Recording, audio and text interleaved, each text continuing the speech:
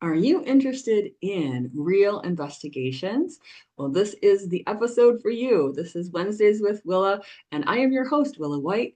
I'm a registered Lily Dale medium, and this has been my show for 9 years now. So you have lots of archive videos of past shows that you can enjoy to your heart's content. Many people tell me they binge watch the shows because they really enjoy learning more about spiritualism, mediumship, healing, faith, family, and more. So you can find the show on my Facebook page, Willow White Medium, as well as the Lilydale Assembly Facebook page and my YouTube channel. And just to let people know that Facebook decided a few months ago that every 30 days they're going to get rid of live videos. So I would refer you to my YouTube channel where those will stay up permanently so that you can watch the replay there and enjoy it. And what's so fun is you can also type in whatever was your favorite guest and watch more episodes about them on my show as well. So I also want to mention that for February, for the month of February, I do have a video learning series, and you can do instant watching with videos, and there are bonus handouts, and there's a whole package associated with it. But the different classes are symbol interpretation, coping strategies for empaths, and connecting with your spiritual support team. So there's a great classes, or some of my more popular ones, and I encourage you to jump on board because that's limited just for the month of February. So without further ado, I'd like to bring onto the show my special guest for today, my friend Pam Coronado. Thanks for being here today, Pam. Well, thanks for having me back. Yeah, I'm excited. Absolutely. Yes. Pam is a very special person. I'm so excited to give you the rundown on so many of her abilities. She's just a true gem of a person as well. But my special guest today, for those of you who don't know who Pam Coronado is, she was the star of Discovery Channel's popular series Sensing Murder. She's been involved in Psy criminal work since 1996, when a dream provided her with the information needed to help a search party locate a missing woman in California. Since then, she has consulted as a private detective for police departments, state, federal, international, private agencies. Everybody wants her. Pam has demonstrated her skills on live television for several networks, including A&E, Biography Channel, Discovery Channel, and she has extensive training that has enabled her to use a wide variety of tools, including clairvoyance, clairaudience, controlled remote viewing, and psychometry to gain insight into a crime or a missing person case. And she's also the former president of the International Remote Viewing Association, a well-deserved title. So we're glad to have her back here on the show today to talk about how intuition is used in real investigations. Pam is an expert in this field, and so I'm going to pass the baton to her so she can get us started about this because it's such a fascinating territory. There are a lot of TV shows that cover this sort of thing, but Pam's actually been there in the trenches working, finding missing people. So I'm so glad you're here. Thank you. Thank you. It's so good to be back and to talk to you and see you again. You're just such a bright light. And thank you for that long introduction. It's well deserved. Thank you. Thank you. I'm like, wow, I did all that. Yeah. Uh, so yeah, a lot of people have questions and misconceptions and different ideas about what it means to be a psychic detective or what it means, how, this whole field works. And I am ready to help with all of that and answer those questions. And and you're a great interviewer. I was so happy last time because you understand the process part, and so you ask intelligent questions because you you understand the process. Yeah. Absolutely. And in the realm that you're working, and this is that place where you're having to uh, take on board, hey, we have a missing person, hey, we have a case, and you're having to get just enough information, but not too much information from everyone else, and rely very heavily on your intuition in that process. So perhaps you can step us through what it's like in an investigation from maybe a start to finish, if you can. Yeah. The first step is usually I'm contacted by law enforcement or a family member who, more often than not, tells me that they have a missing person and, they're looking for some kind of clarity or answers or help or direction or anything.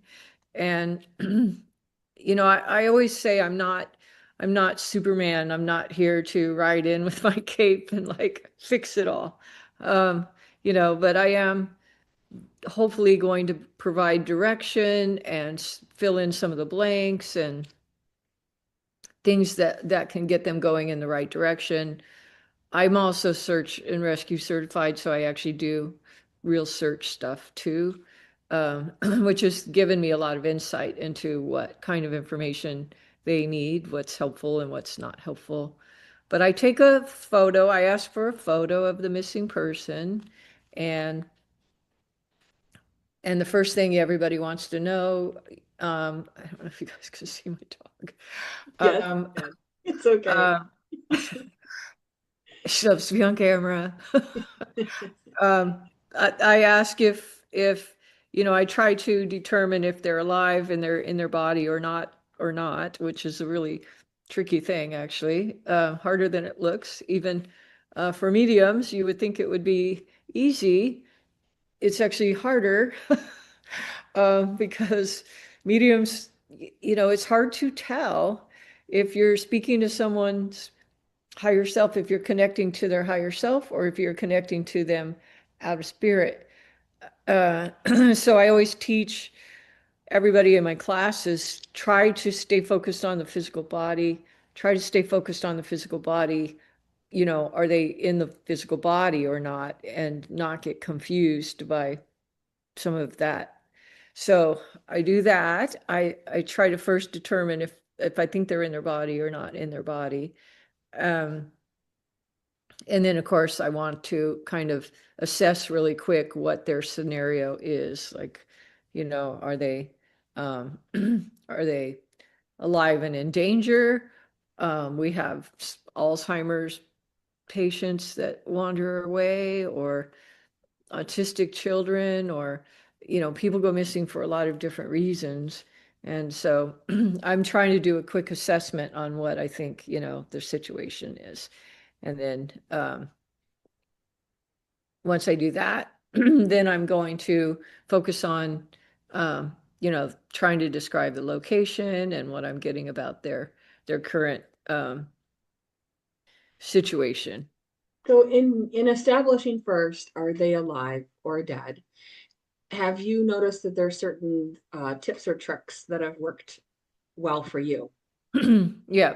Um, yeah, like I said, it's trickier than you think. Um, but for me, I've tried a bunch of different methods over the years and kind of have a method that's 95% of the time is going to work for me accurately. For me, I like to take my consciousness to where they are. So I just kind of take my consciousness, I'm going to plop down wherever they are. um, so that helps me to realize, are they in their body, or do I see remains or something like that? What do I see if I actually take myself there? So that's the main way that I do it most of the time. So you go into a remote viewing space so that you can be next to that individual's body. Mhm. That you kind of focus in and are able to pinpoint location, and then you can see whether you can interface with them as a body. Right. Because either, you know, um, if they're alive, they're moving around and doing things and interacting with the world, which actually makes it easier for me. I'd much rather have a missing person that's on the move, believe it or not, Mhm. um, because they're actually moving around and interacting with the world. Mhm. You know, they got to eat. Um, Yeah, so yeah, you'll get mundane kind of things. I, What are they I'm a eating? foodie. I'm a foodie. I can tell you where they're gonna go have lunch. Yeah, I remember that when you were on the show last time, you said, "Yep, there they are, going to Subway." Yeah, the Subway story. Yep. That was such a good one. Yep. We have the receipt on that one. Yep. Uh, And so if that's the thing when as mediums we understand that people don't really die. Their body does, but their soul lives on. So there is in essence a living spirit, which is where the difficulty lies. yes. So I think you're right. If you can see them and get a sense of them interacting in real time, then you know that they are actually in their body and going through these motions Yeah. versus I'm out, I'm going and visiting my mom, I'm going and visiting Right. so and so, whoever it is that's near and dear to them. Then you're getting reports about those kinds of things. You know, you're in a mediumship experience. Yes. Now, one of the mistakes that students make all the time, which is it's funny to me, is they'll be looking at the picture and they'll say, "Are you dead or alive?" And they always say, um, "Alive." And I'm like, "Well, of course they're saying they're alive." Living spirit, yeah. Because if they're in spirit, they're like, of course I'm alive, right? So I'm like, don't ask that question. Don't ask that question because they're always going to tell you they're alive. Even if they're not, they're in spirit, they still, they're like, I'm alive. So I always say, do not ask that question. I think that's an excellent point. Yeah. Yeah. So Yeah. the question you ask is show me or give me a sense of your body and what's surrounding it and how you're interfacing or if you're not interfacing. So that would be the first step. Yes. I had a little boy. This one kind of blew up the media. I didn't do it on purpose, but someone had given me a little boy who was missing in Australia, and I did not know he was like the most sought after little missing boy in Australia.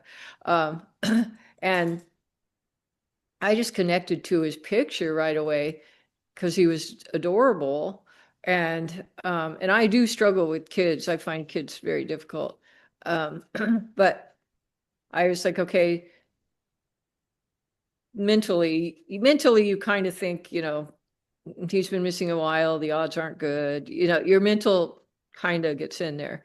But I um, took my consciousness, and people ask what that means. People will ask me, what does that mean? Take your consciousness to there. And one of the examples I say is if you're sitting here, we're both sitting here, you can imagine yourself walking into your kitchen and standing in front of your sink. So all of us can sit here right now, even while we're sitting here, and we can mentally go into our own kitchen and stand in front of our sink. So that's the process of what it means to consciously take your conscious somewhere else. I could even take my consciousness to be where you are Yeah. and stand next to you while you're Yeah. sitting there on Zoom.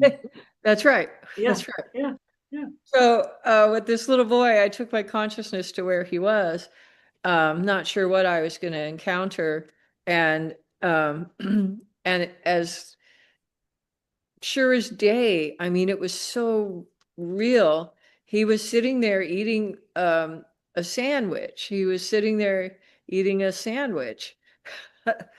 um, and he was happy and safe and munching on this sandwich and talking to a little schoolmate friend, and I am like, what? What is going on? And we haven't proven it one way or the other. He's still missing. Uh, but it turns out that this little boy had been kidnapped he was in foster care, and turns out he'd been kidnapped by his family before. So it is a strong possibility that he is somewhere tucked away,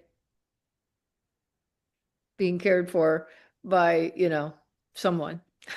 But I was not expecting that at all. I was not expecting that.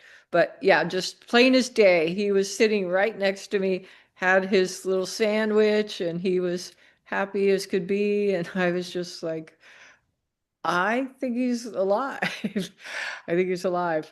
Um, and the courts were getting ready to declare him dead. They do different things over there, and they stopped. They stopped the process and Based waited. on what you shared. Wow. Wow. I think they eventually did go through with that, but they waited for another year, I think, or something like that. So, yeah, Yeah, just to give the benefit of the doubt and give, yeah, because an investigation is different when they're considered alive versus dead, right? very different. Very different. That's why it's such an important question. And I'm sorry about the throat. I have allergies. Um, Okay. yeah, it's very, very different in how they're going to move forward if a person's alive and and they need um, urgent, it's urgent, an urgent situation, or if they're not alive, then obviously they're going to handle that in a totally different in a different way. uh, because they're very limited in terms of their resources and what they're able to then do financially and the movement of various units and the search and rescue things. So then the next step after you've made this discernment of alive or dead, then you're probably trying to zoom out from the location Yeah. at the location to get more details. So in that next step, what happens for you? Yep. So if let's say they're not alive, so let's say they're not moving around, let's say they're they're not alive, um, then I treat that. I have a method that I do every single time. I just do it that way because then I don't have to remember when I'm in the zone and trying to remember what I'm supposed to do. So it's a routine. I do it every single time. But I kind of put myself right there, wherever they are, as if I was standing there. And then I look around and I look at the ground. I look everywhere around me to get a good feel of what it would look like if I was standing here. In case I do, in case I do a search, I want to know what I'm looking for. And then I'll look every direction. So I'll look forward and see what's in front of me, and then I'll sketch it on a paper. And then I'll turn around and what's behind me, describe what's behind me, and I do the left and the right. And then once I have a really strong sense of the immediate area, because I'm really trying to get the immediate part, the immediate area, because you can't tell a searcher, I mean, people do it. You can't tell a searcher, I see a path in the woods because they're like, thank you. We're That was kind so of helpful. we were kind of going that way. Um, and they're like, that's not helping. But if you say, hey, there's an old I actually had a case where this happened. Did I ever tell? I'll tell you this story really quick. So I had a case where I did that process, and I saw I saw like a half a couch was really weird. The couch had been sawed in half and thrown down into this ditch area. So I saw this half a couch with plaid. It was plaid and it was half a couch. And then I saw like a tire and I saw a big pile of brown beer bottles, which to me was the strangest thing. I was like, why in nature would there be this huge pile of brown? And they were all the same. And I was thinking, that is so weird. Why would I see that? But all of that made an impression on me. And then when I actually did go out and we did the search, we were driving along this dirt road And I look over and there's this big, huge pile of brown beer bottles. And I'm like, stop the car, stop the car right now. Um, and then I don't know, I guess people would just go over there and party and they would just throw them out. But I guess um, this was in Georgia. It was in Georgia. Um, and then I was just like, okay, stop the car. And then we got out and we looked over the ridge. And there's this, you know, big ditch, ravine, I guess, ravine. Or a Look gully. over. Yeah, I look into that ravine and and I see the couch. I see the couch. Um, and at that point, I was like, okay, bring the search dogs, go get the search dogs. And then within 20 minutes of being there, the search dogs alerted and then we were there. But I got there because I had, well, so how did we get there, right? Because that was the immediate area. Yes. But You have to zoom it out. how did I get there in the first place?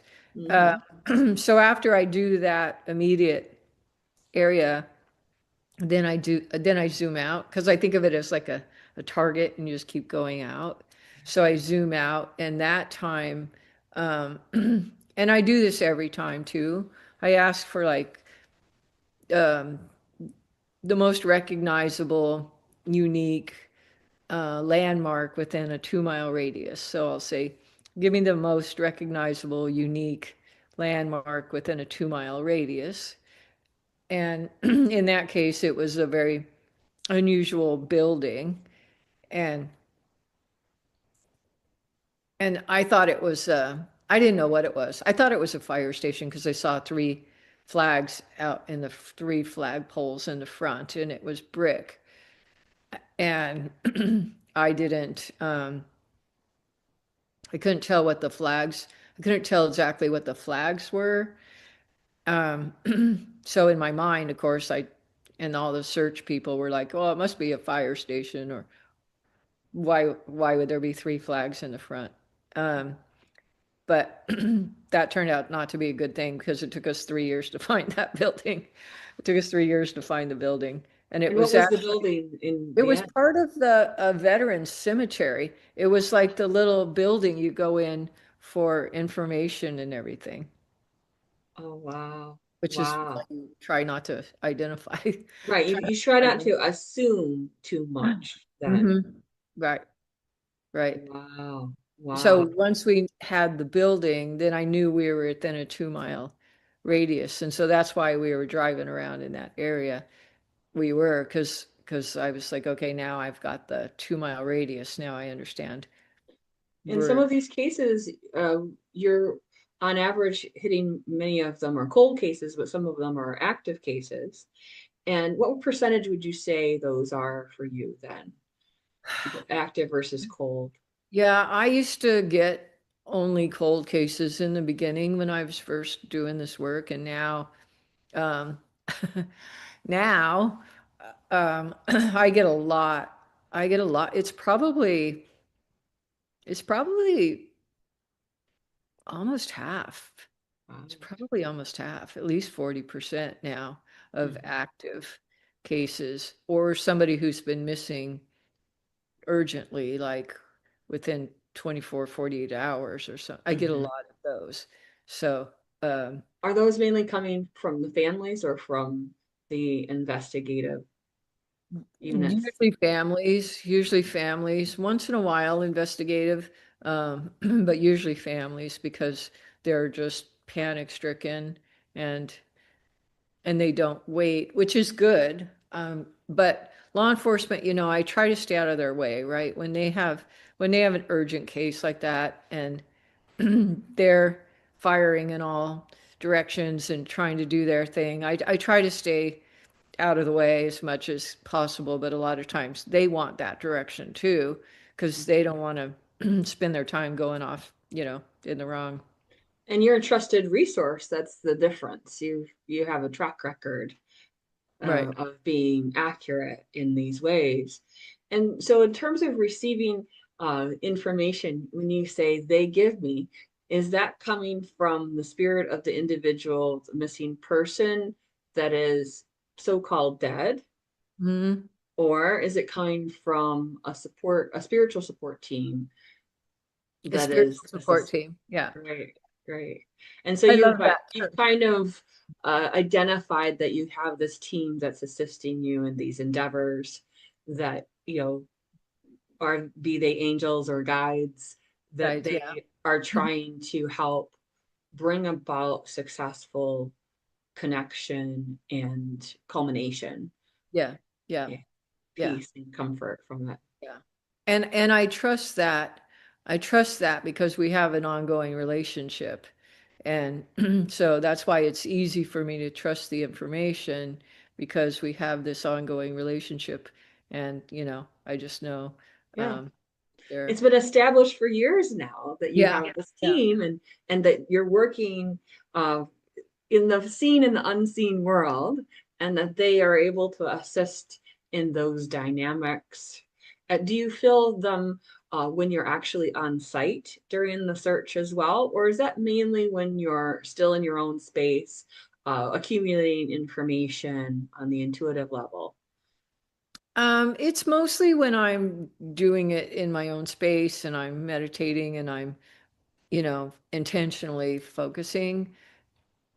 Um, but once in a while, if I'm out in the field and I'm bewildered, I need to just stop and I'll just ask for guidance. So I've definitely done that. I'm like, which direction do I go? Yeah, Help me. let me be the dowsing rod. Yeah, yeah, Get me in the right yeah. direction with this. That actually works. It actually does work. I've actually been able to follow somebody's tracks a certain distance. I lose it, but I can follow tracks for a while. Which is incredible because I mean, your show was called Sensing Murder.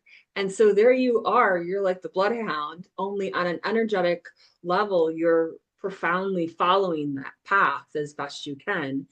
And for those of people who are watching who are like, how could she even do that? There's an energetic pathway that is left wherever we go. Yes. And we not might not be able to see it with our physical eyes. It's not like you're trying to use a tracking abilities, looking for footprints Right, right, necessarily. right, These right. are energetic footprints, Yes, correct. and you're sensing the energy that's been left behind. Mhm. Do you feel that's part of the psychometry of reading the energy of that space, and you're attuning to it? So you're finding probably that the picture helps you first attune to that individual energetically so that you can begin the initial energy. But then as you're getting to know their energy signature more and more, that's like you just got the scent of it, like a bloodhound, right? Yeah, And yeah. you're on it. So when you say it only takes you so far, have you noticed that there's like a distance It for feels like some of a distance. I don't know why, but it does feel like a distance for some reason that I'd sort of just I sort of drop off the trail or something. And I don't know if it's me, my own energy that I get tired and I them? Yeah. lose it. It could be that.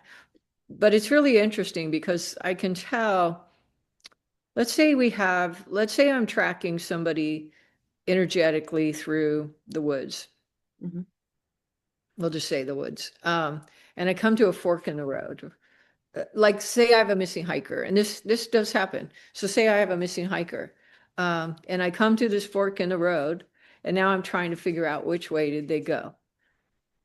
Uh, I can feel that. I can feel that. I can feel they've never been on this trail. I don't feel their energy over here. It's not imprinted. No prints are left energetically there. And no, yeah, there's no energetic connection to that location. And then I go on this side, and I'm like, okay, I can still feel them here. I can Mhm. feel them. And I just keep following that.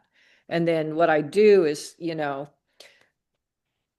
because I've done this in a car where somebody else is driving, then I'll just ask guides, turn left or turn right or keep going straight. uh, and I'll get an answer, keep going, keep going. And then I'll feel a pull like, oh, you've got to turn here. You have to turn here. And so I can navigate for a certain amount of time. But like I said, at some point it drops for some reason. And in terms of that, are you trying to energetically do what you can to bolster yourself so you get it for as long the signal for as long as you can? Have you noticed that there are some things that seem to optimize that for you, or there's no rhyme or reason I don't necessarily? know. I haven't figured it out yet. Hmm. I'd like to figure it out why that drops off, and is it me? Is it my own belief system that it's going to? Mm-hmm. Could be, it could be my own mental block of I'm going to lose this trail eventually. You know what I mean? Yeah. So it could be me getting in the way of me, but I'm not sure. But it's I've had that happen a lot of times where I just get so far and then it just starts to fade, and all of a sudden, I'm Do you like, then try to revisit it another time to see if you can pick that up, or once you have gotten so far, that's as far as it happens for you if you were to return to that site? then I usually try a different method, Mhm. then I usually try a different method or something. So I'm just like, one thing I do that I try to teach too is not to force things. I really try not to force things. Right. So, That's why I um, wondered if you step back and kind of like give it a day or two, and then you can Mhm. re-enter in that energy if it would take you further, or maybe, maybe, if that could help. Do yeah. you also think it's in part whoever's driving the car, whoever's with you, their urgency, their energy also possibly coloring or drawing your energy to them? Potentially, I had an interesting situation where I was doing exactly that. We had a missing couple, an elderly couple, and they were missing in Canada, and I was with a person who was involved in the search, and we will say that this person was questionable, which I learned later. This person was questionable. I wasn't alone with them, but still, in the car with them. And we were driving, and I'm doing my go straight, turn left, turn right, and then I just lose it. I just lose it. And so I was like, pull over because I don't know what to do. I don't know what to do from here. And he says, you see that house across the street? And I said, yeah. And he said, that's the that's the best friend of the prime suspect. I was like, oh, okay, can we go now? But the guy in the car knew that because he was friends with that person. That's when I was like, okay, I'd like to go now. uh, Right, right. You felt instantly uncomfortable with that that disclosure. situation. Yeah. Yeah. I'm like, oh, I don't like this dynamic at all. Yeah. Right, right. So sometimes it's get me out of Dodge, as it were. But Yeah. you feel sometimes like hot, cold, like you're like, oh, it's hot, it's hot, it's hot, oh, cold, too far. It's like playing that Mhm. game Kind when of. children do, right? Yes. And Yeah. and then you're kind of notified, oh, too far, and then you're like, oh, where is it? Yes. Because and you're Yes. like, oh, it's warm. Well, warm doesn't help as much Right. as Right. Yes. I think it doesn't come through that clear for me, but it'll be, um, I've noticed just for myself, like if somebody tries to pull me away from it, I start getting really agitated and I want to go back, take oh, me back. I'll be like, take me back over there. And I'll start getting really, really agitated because I want to go back. So I'll feel like they're wasting my time by making me go over here. Um, so that's an indicator for me. It's like, okay, we're going away from it instead of towards it. So for you, doing a team search is not so great. You really want to just have that.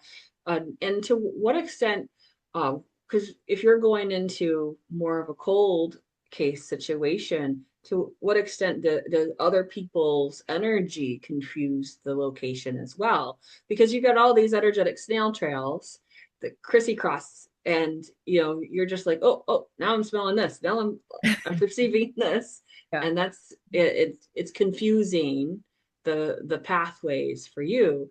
And have you been able to get yourself through that hurdle? What do you tell yourself or help yourself to do in those moments? I actually don't have that problem with because because I'm connected to that specific energy, I can stay on that. The Very focused. problem Good. isn't that. The problem is people trying to talk me out of what I'm doing. It's more that people will go, well, that's not logical. Why would they do that? Or, or whatever. But they'll argue with me and I even had somebody do it to me the other day who knows better, started going, well, they're not, and started arguing with me. And I'm like, wait a minute, you're doing it. So when they start trying to talk me out of where I want to go or where I'm being pulled and stuff like that. So I have more of that problem Got it. than confusing the energies, but that's an ongoing problem. I mean, I don't know if that's ever going to go away, Yeah, right? human beings, what they are, they all have their opinion, right? Hmm. Hmm. And their own suppositions. Yeah. Like Of, in that last case, it was an Alzheimer's patient who's missing, and I kept saying, I think she, in her mind, wanted to go to the zoo or was heading towards the zoo. And they were, like, she's not at the zoo. That I didn't say she's in the zoo. right. She They was said she headed doesn't have in any her money. That's what they she doesn't have any in her money. mind, she wants to go there. There's a Yeah, I'm difference. like, no, I'm not saying she bought a ticket to the zoo. I'm saying it's a direction. It's a direction. Yes. We need to So, find where she thinks a zoo might be. You have to also think like the individual, right? yeah, And so many people, if they're in that Alzheimer's state or altered mental state, they're not taking in the world the way you or I would. correct. Everybody has their own reality, and then there's the reality. And Yes, so you're yes. having to follow the trail of their particular reality.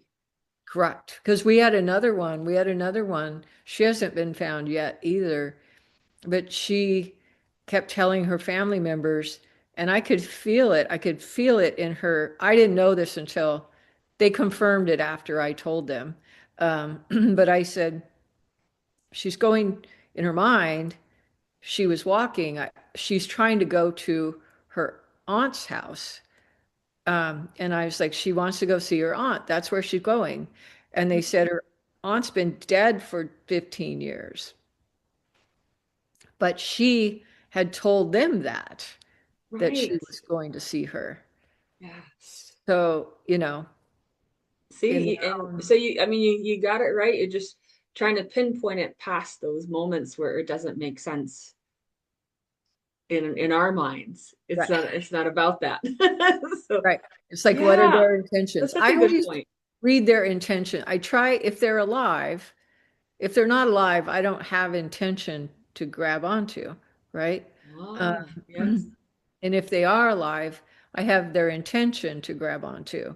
So, but even if it's like a missing hiker, I can still sort of get intention on what they were thinking when they came to a fork in the road, maybe, And but why they chose that versus why the they other. chose that way Yeah, or something like that. But alive people, that's why I think they're easier because I can their tune into movements. their Yeah. intentions. What do they want? What are their needs? What are they thinking about? Usually food, sleep, all the basic things, right? So normally I can tune into what they want and what their intentions are and where they plan to go next. Mm-hmm. And so if they are so-called dead, and you can't tune into their intentions or their movements, and you're having to rely more on the mediumship level of things. What happens in terms of using your intuition more in that category? Yeah. Um, that's where I do that process of what's in front of me, what's behind Sure. me, you know, give To me a get to that landmark point. and all of that, and trying to build a map of it. Hmm. But that feels like the harder of the two. It definitely is the harder. People think missing persons who are not alive are easier because they're not moving. I'm Hmm. like, yeah, but if it's just a place in the woods somewhere and And they there's might no, not be familiar with that location. Maybe they haven't been yeah. there. So there's a lack, just because someone has passed over, there is an assumption that, oh, they're all seeing, all knowing. Well, they're not God. They don't necessarily have that framework within themselves to understand physical location, Right. especially if they weren't very good at that sort of thing in geography when they were in the living. Yeah, That's what, or kids, they don't know where yes, they're at. they have no Kids, clue. So no. it can be frustrating because you are limited to that extent. Hmm. I had a guy, And I was started telling you this story oh yes, please do tell me that. before. Yeah. Uh, and this ties into the question, is because I was trying to determine if he was dead or alive, and he looked like a pretty he had red hair, and he just looked like a pretty strong personality, right? um, and I'm looking at his picture and trying to determine if he was alive or not alive. And I was kind of struggling with it. And so I decided I was going to just meditate on it for a few minutes. And then I think I drifted off and went to sleep. Um, and I hear this, wake up, wake up. She's waiting for you. She's waiting for you. And there's a spirit just like in my face going, wake up, wake up. And it's clearly him. It's clearly him. And his mom, who I had an appointment with, had jumped on 15 minutes early to our Zoom meeting. And so I jump on there, and sure enough, she's there, she's there. And he wanted to make sure I didn't have her waiting. But I knew without a doubt at that point, he's not alive. But I was able to tell her, I asked him, I said, I can have a conversation with him with her in front of me, right? So I said, how do you want me to handle your mom? like, like, what do you want me to say? And he said, I want you to tell her exactly what I'm saying because what's going on in her head is scarier than the truth. Oh, yeah. Yeah. And he had gone to fight in Ukraine, and disappeared, and they can't find him. And so her, she's thinking, is he a POW and he's being tortured? Is something horrible happening to him? In her mind, there's all these things. And he's like, tell her how this happened. And I'm going to show you how it happened. And then tell her because it's going to bring her peace. And I was like, okay, I'm going to trust you. This is your mom. I'm going to trust you. And he told me, he showed me that there was a structure being fired on, and that he was back quite a distance back with four guys, and that they were watching this. And so they knew they were under attack, but they thought that they were far enough away. I think they were in like a bunker or something because he said they were hidden.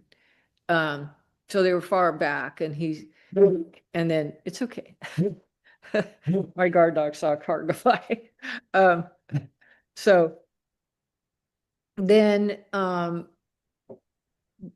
all of a sudden, this is what he says to me. He's such a he kind of had a sense of humor, but he said one of the guys in the bunker with me turned out to be a really good friend. Like we made really good friends. And he said, we were here in the bunker and then we were there together. So he's like, we were here and then we were there. And that's what I want you to tell my mom. And he said, we didn't see it coming. We didn't see it coming. There was no fear. It was just sudden we were hit. And so he was like, literally, I was laying in the bunker and then we were both on the other side together. And that's what he wanted to tell her. And that brought her some measure of peace that he wasn't in suffering mode and Yeah, continuing you know on. what else he said? Here was the beautiful thing that he said. He said, this was the beautiful thing he said, because they can't recover his body, right? And so he said, I've never had a spirit say this to me. He said, I want her to create her own spot. Just go create a spot, someplace that she knows that I love to go, and just put the cross there and create the spot, and that's the spot. And I was just like, that's awesome. That's brilliant. Because that's one of the things that hurts these people the most, missing families of missing persons, is they don't have a spot to go to. It's Like true. us, we understand, mediums understand a lot of times that we don't need a physical place. Correct. But other Right. people don't, they feel like they need a physical place. And so he's like, just create the physical place. And I was just like, that's beautiful. It is. And so that's why people will end up with a memorial bench or Mhm. a place in their yard or something that they have done to help in the community that is in there's their name, and somehow those become touchstones for them of something on a slightly more substantial, solid level, Yeah. representing their loved one, and that they can visit, that they can look at, that they can feel like this is where we can talk, or this is Yes. where we can Yeah. commune Yeah. together, and I can maybe feel you every now and then, and we Yeah. can say Mhm. hello. So yeah, you're absolutely right. That is something that it can be so comforting for the people here on the earth plane. But Yeah. I Because love when you that. have the missing person, it's ambiguous loss. We call it ambiguous loss, where they're trying to grieve without answers.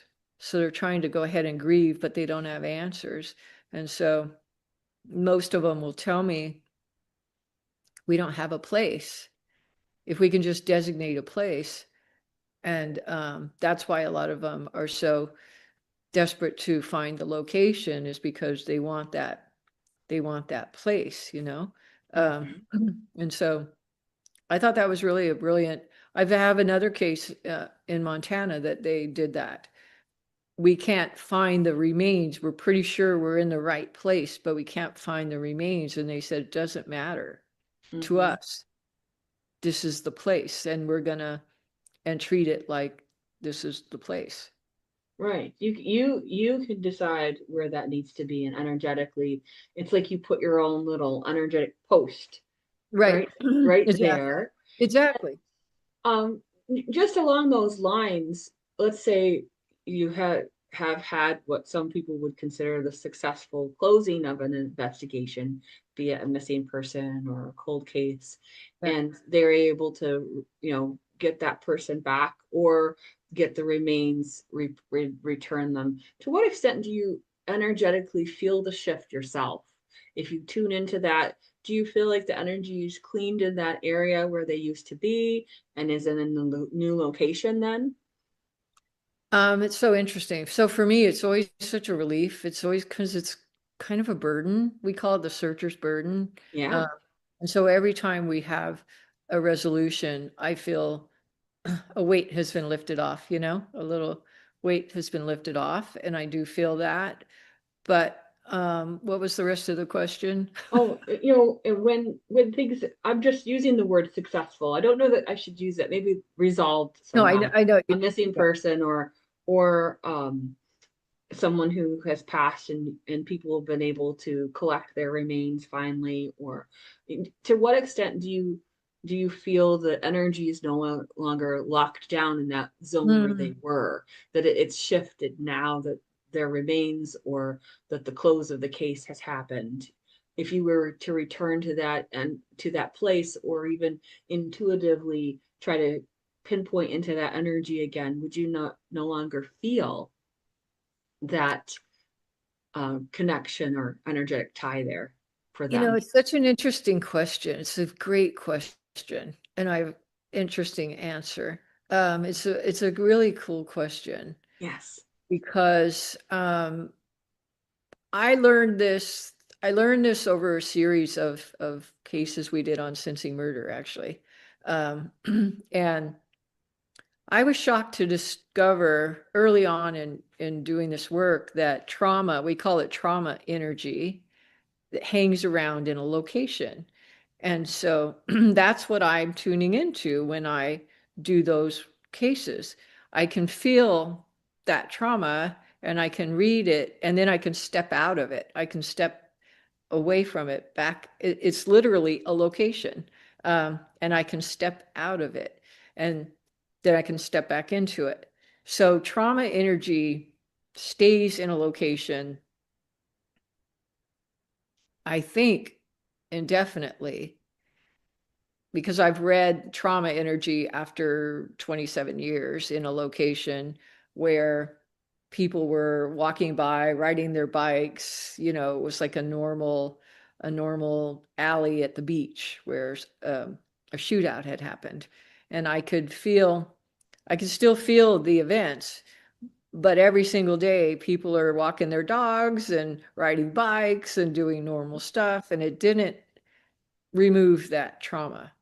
Um, so I used to believe, oh my gosh, it just stays forever.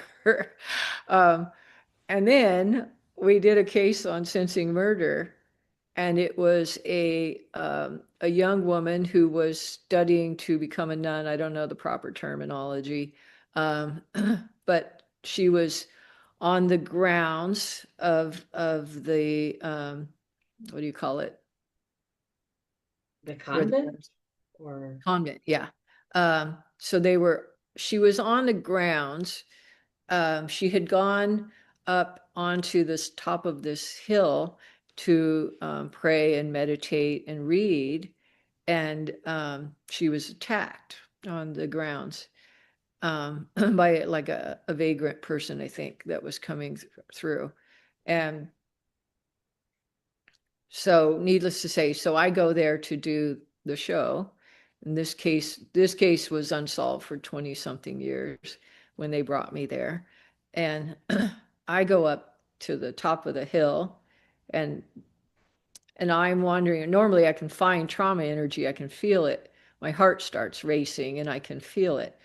I'm wandering back and forth all over this hill, and I'm like, are you sure this is the right spot? And I kept going, are you sure we're in the right place? And they said, yes, right here. I said, put me right on the right spot. So they take me over there, and I'm just like, all I feel is a blanket of peace and love. That's all I feel. I can't um I can't read this crime. It's like I can't read this crime because all I feel is peace and love. And it's almost like somebody had laid down a comforting blanket. And that's all I could feel. And so I'm baffled, I'm like, I don't know. And there were nuns off to the side watching me work. And I said, I said, have you guys been praying up here? And she said, shocked, she said, yes. She said, after it happened, we all gathered around in a circle. There were like 20 of us, and we did it for 2 weeks every day. We went up there and we went into a circle and we prayed that that negative energy and the evilness would be taken away from our land. And I was like, well, it worked. It worked. That's really cool. I can't. I can't read the crime. So I had to do all the work from the police station because I couldn't do it. I Because couldn't it do had it. been effectively erased. I love that. And I'll just really briefly share a story of my own. When I was in Rome, we were going different places, and we went to the Colosseum, and we're standing in line.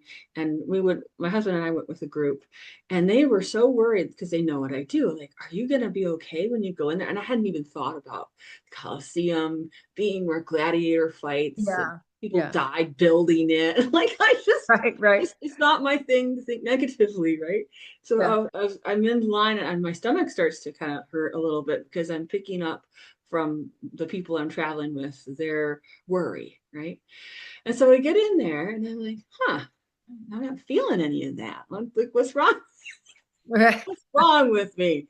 Right. And the tour guides, guiding us around, and we're paused on a spot. I'm like, seriously, I feel like I'm at church. I'm at the Coliseum. I feel like I'm at church. And I say to the tour guide, were there any ever church services here? Oh, yes, twice a week.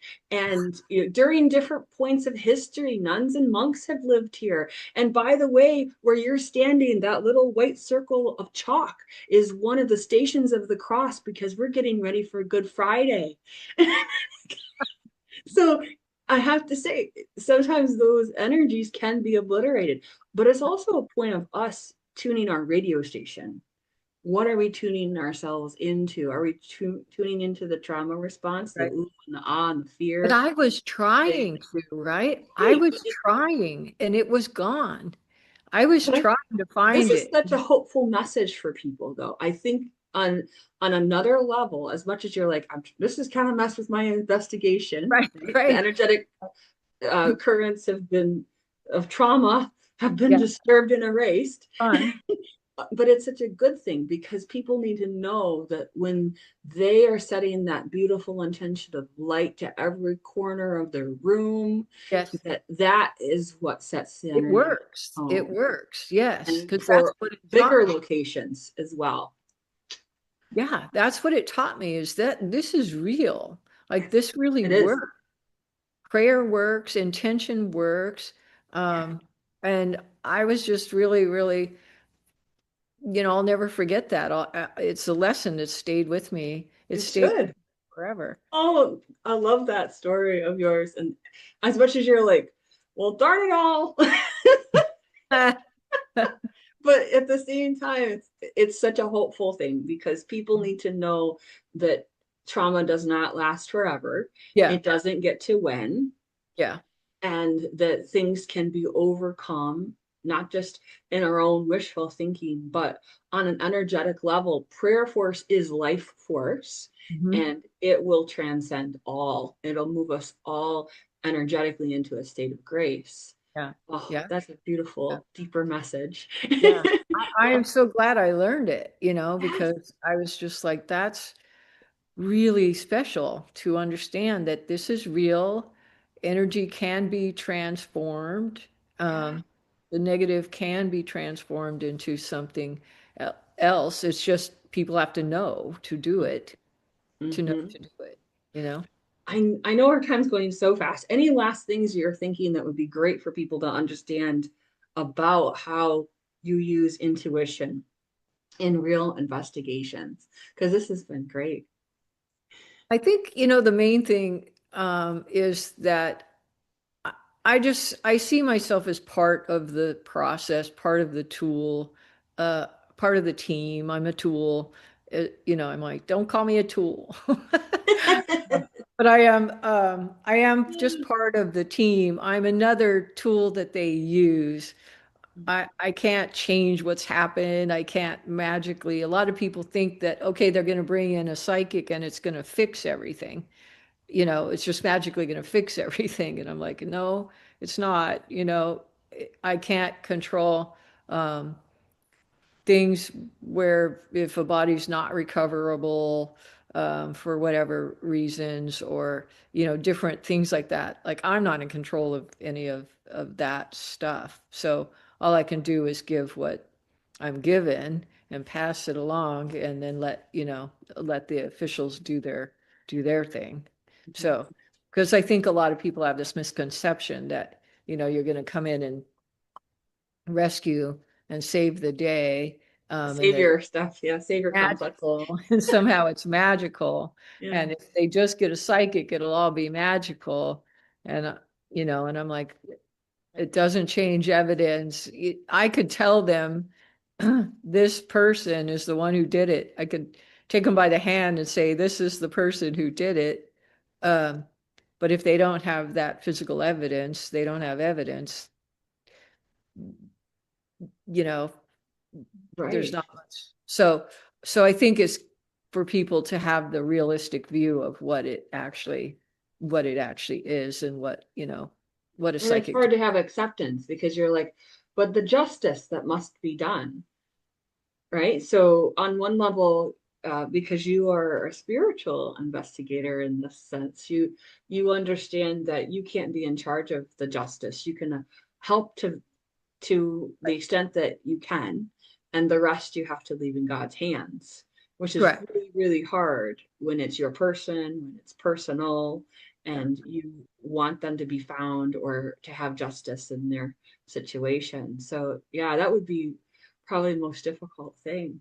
It's very hard when you have to understand that there's a bigger picture, and there's always purpose behind some of these things. And sometimes it's a timing thing, or sometimes it's a lesson that families having to endure. And I'm not in control of any of that. And so I'm really good about understanding my role spiritually, Yes. that I can help heal. I threw a little tantrum one time. I threw a little tantrum one time because I was really struggling with the case, and we couldn't find our person, and I was super discouraged, and I think I was yelling at the guys, why do I even do this? Why am I doing this? Why? um, and very calmly I hear in my head, they said, maybe it's not about the results, it's always been about the effort. And I said, oh, okay. Oh, and I got it. Process that you're in. I Yeah. got it because they were saying to these families, just the fact that somebody cares, somebody's trying, somebody's holding their hand, somebody's listening and sees them and is embracing them, that's what they need. And so that's kind of what they were saying. Oh, it's that's not beautiful. always about the result. It's always about the effort. And I was like, all right. I'll keep going, I guess.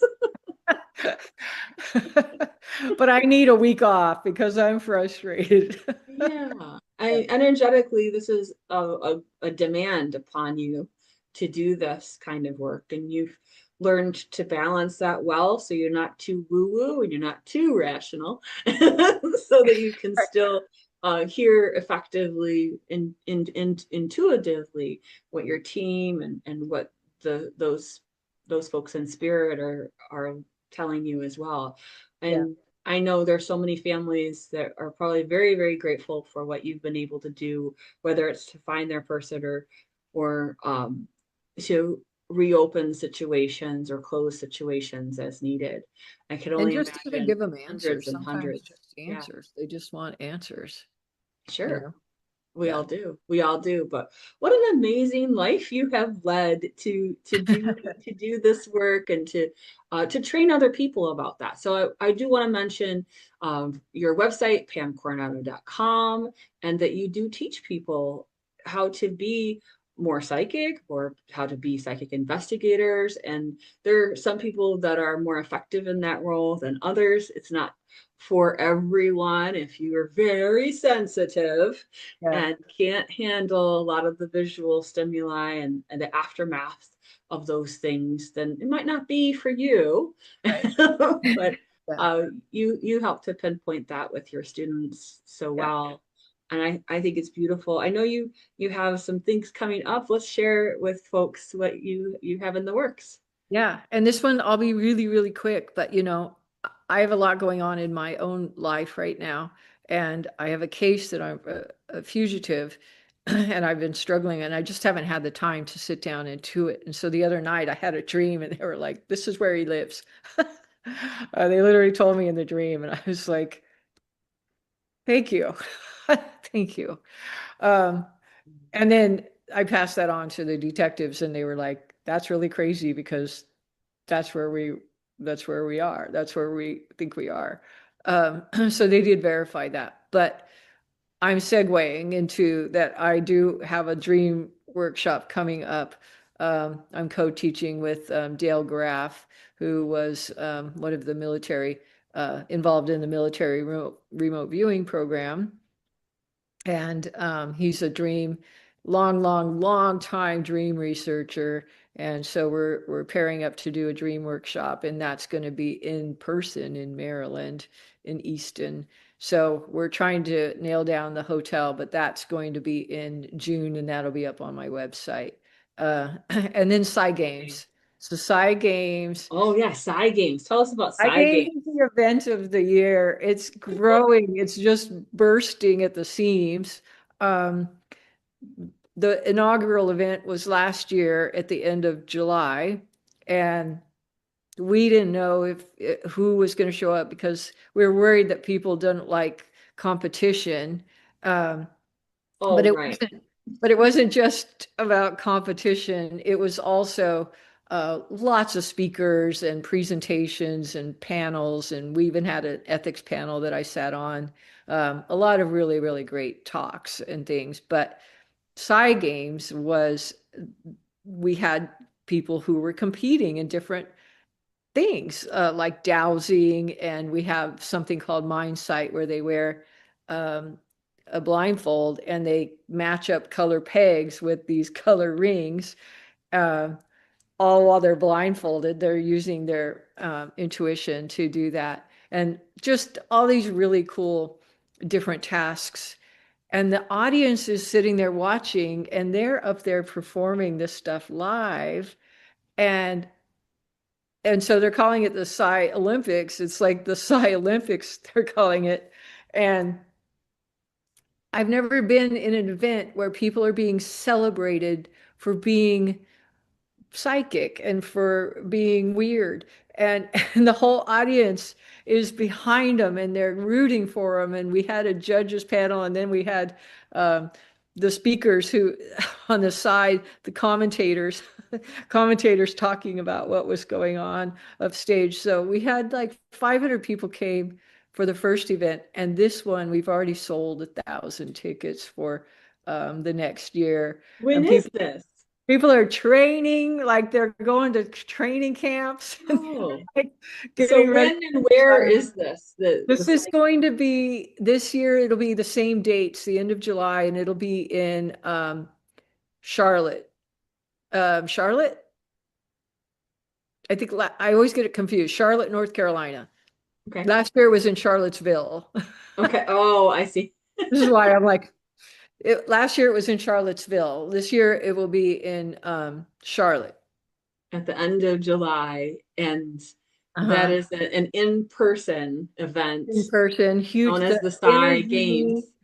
energy was so high. I think it took me days to come down off of that high, because a room full of people, and I've been to a lot of events and a lot of conferences, and this one I've never felt so much love, like, and I mean truly love, like everybody was so supportive, and everybody, it was just a big love fest, and the people that won, they got money, they got cash prizes. They got cash prizes. And there were teams, some of them had teams, so they had like their little jackets and their pom-poms. It's so funny. It's so fun. It was Is so there fun. information about that on your website, or is there a website that we can refer people to? I will, yeah, it's Psy Game, PSI Games International. PSI Games International. All right, great. That'll be fun for people who Be want fun. to be spectators or participants, Uh-huh. either this year or next year or coming Yeah. year. And you have to audition to be a participant. Like they take it really seriously. You have to audition to be, but anybody can go and watch it and cheer them on and watch the activities and then go see all. American Psychic Idol. Yeah, yeah. And it's growing so much that they're going to do one in the UK. So they've asked if they could do one in the UK if we'd help them put that on in Be like 2026. America's Got Psychic Talent. A Yeah, reality show. So it's these are not televised. These are only in-person not events. televised. I keep telling them, you guys need to turn this into a show because it's just like You can it's so sell tickets. fun. It is so fun. But Funny. the point of it for me, besides the fun aspect, the point of it is normalize, normalize this and stop hiding and making it secretive and something we're embarrassed about. Mm-hmm. Celebrate it, put it out there, normalize it, celebrate it. And that's what we're trying to do. We're trying to celebrate and normalize it. Right. And I think there's this line between how do you normalize it without making it too much about entertainment, when you want to keep it on the sacred level, the serious level of it. But then Mhm. there's this lighthearted quality. If Mhm. when people are in a playful, joyous, centered place, it's easier for them to be more intuitive, more mediumistic, and more healing. So I think there's that element of fun We're is going to important. add mediumship. We're trying to figure out because it's all being done very scientific so that it's fair. We've had to really, really make sure everything is buttoned down and fair.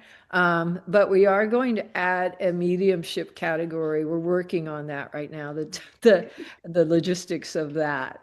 So, um, Whole group. yeah. I think that's really fascinating. So there eventually will be a mediumship category. How fun is that? Well, this has been such a joy to chat with you again, and to share with our viewers about the ways that you use intuition and real investigations. And I'll just say again, thank you so much for all the work that you do as an investigator and as a teacher in this field, and as someone who's on those front lines regularly. That is invaluable work. And as you said earlier, it's more about the effort than a certain perceived result Yeah. or outcome. And Mhm. that there's a sacred light to what you're doing and what you're finding out there. And that it's helping you to be more aware on a soul level of the importance of this journey, and helping other people on the journey. It's very evident in your energy. So Thank you. Thank you. And thank thank you, you thank for you. having me back. So fun to, Abs- yeah. Absolutely. Love to have you back. Absolutely. You're just a beautiful, beautiful light and person. And thank you everyone for tuning in today, for our guest, Pam Coronado. We're just so excited about the things to come in this beautiful field. And please tune in next week. We'll have another great show for you. All right, everyone.